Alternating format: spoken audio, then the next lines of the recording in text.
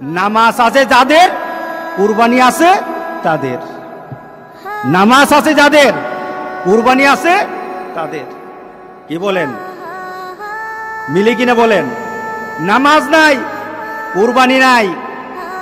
যেই ব্যক্তি নামাজ পড়ে না, যেই ব্যক্তি নামাজ পড়ে না, কুরবানি তার কোনো সফলতা আনবে না। কুরবানি তার জন্য সফলতা বয়ে আনবে না। নামাজ নাই, কুরবানি হবে না তার। নামাজ ছাড়া কুরবানি হবে না। এটাই ধারাবাহিকতা। ইন্না আতাইনাকাল কাউসার ফাসাল্লি লিরাব্বিকা ওয়ানহার। নামাজ আগে, কুরবানি পরে।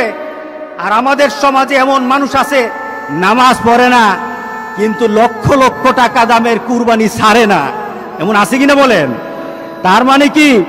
সে দিন বুঝে না, সে ইসলাম বুঝে না, সে মুহাম্মদ সাল্লাল্লাহু আলাইহি সাল্লামকে দেওয়া আল্লাহর ঘোষণাও জানে না, ইব্রাহিম আলাইহিস সালামকে দেওয়া সেই কুরবানির নীতি জানে না।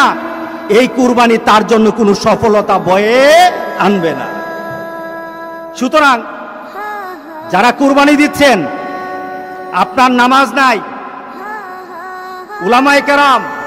উলামায়ে কেরাম কিন্তু বলেছেন যাদের সাথে নামাজ নাই, যাদের সাথে নামাজ নাই, নামাজি ব্যক্তি যেন তাদের সাথে কুরবানি না দেয়। কারণ বেনামাজির কুরবানি হবে না। আপনি 7 নাম দিলেন, 6 জন মানুষ নামাজ পড়ে, একটা মানুষ নামাজ পড়ে না, বিপদ কিন্তু হয়ে গেছে, বিপদ কিন্তু হয়ে গেছে। কারণ 6 ব্যক্তির অংশটা কিন্তু আরেকজনের সাথে মিল সংযুক্ত হয়ে আছে। ওই ব্যক্তির বেনামাজি হওয়ার কারণে উলামায়ে কেরামের মতামত, সব উলামায়ে কেরামের মতামত, নামাজ যার থাকে না, কুরবানি তার হয় না।